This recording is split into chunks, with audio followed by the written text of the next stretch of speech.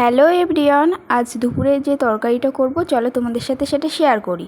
তো দেখতে পেলে প্রথমে মাছটা ভালো করে ধুয়ে লবণ হলুদ দিয়ে মাখিয়ে রেখেছি। এরপর মাছটা আমি ভাজতে থাকি। আর তার আগে দেখলে আমি ওল আর আলু কেটে সেদ্ধই বসিয়েছি হালকা লবণ দিয়ে।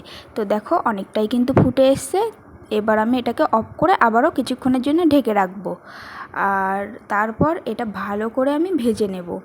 তো দেখো আমার কিন্তু অনেকটাই লবণ হলুদ দিয়ে ভাজা হয়ে গেছে। তারপর আমি একটু ফোড়ন দিয়ে দিলাম। তো এটা ভালো করে আমি নাড়াচাড়া করে নিচ্ছি। এরপর গোটা কয়েকটা কাঁচা লঙ্কা চিড়ে দেব। আর তোমরা চাইলে বেটেও দিতে পারো, তো আমি গোটাই দিলাম। আর একটু জিরে আর ধনিয়া গুঁড়ো দিলাম। তো এবার এটা একটু ভালো করে নেড়ে চেড়ে আমি পাশে গরম জল বসিয়েছি, তো সেটাই আমি অ্যাড করব। দেখো তোমরা কেউ কেউ জলে গুলেও দিতে পারো, আমি অন্যদিন জলে গুলে দিই, তো আজ ভাবলাম একটু গুঁড়োটাই ডিরেক্ট অ্যাড করি। তো আর এই দেখো এই যে গরম জল বসিয়েছিলাম সেটাই আমি এবার ঢেলে নেব। এরপর আমি ওই যে মাছগুলো ভেজে রেখেছিলাম সেগুলোই একে একে দিয়ে নেব।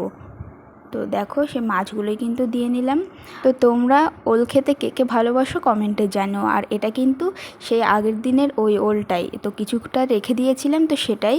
আর সকালে কিন্তু সেটা একটু সেদ্ধ দিয়েছিল মা। তো দেখো তরকারিটা কিন্তু পুরোপুরি রেডি। এবার একটু ঢেকে দেবো কিছুক্ষণের জন্য ফোটার জন্য। তো 10 মিনিট পর আমি ঢাকনাটা খুলে একটু নেড়ে চেড়ে আমি এটাকে আবারও ঢেকে দেবো কিছুক্ষণের জন্য। এরপর আমি লাস্টে কিন্তু একটু চিনি আর গরম মশলাও অ্যাড করেছিলাম। তো দেখো তরকারিটা কিন্তু হয়েই গেছে। তো জানিও তোমরা কেমন হয়েছে তরকারিটা, তোমরা কে কে এরকম তরকারি খেতে ভালোবাসো কমেন্টে জানিয়ে। তো আজকের ভিডিওটা এই পর্যন্তই। ভালো লাগলে অবশ্যই লাইক কমেন্ট শেয়ার করে দিও। আবার অন্য কোনো ভিডিওর সাথে দেখা হবে। তো আজকের মতো টাটা।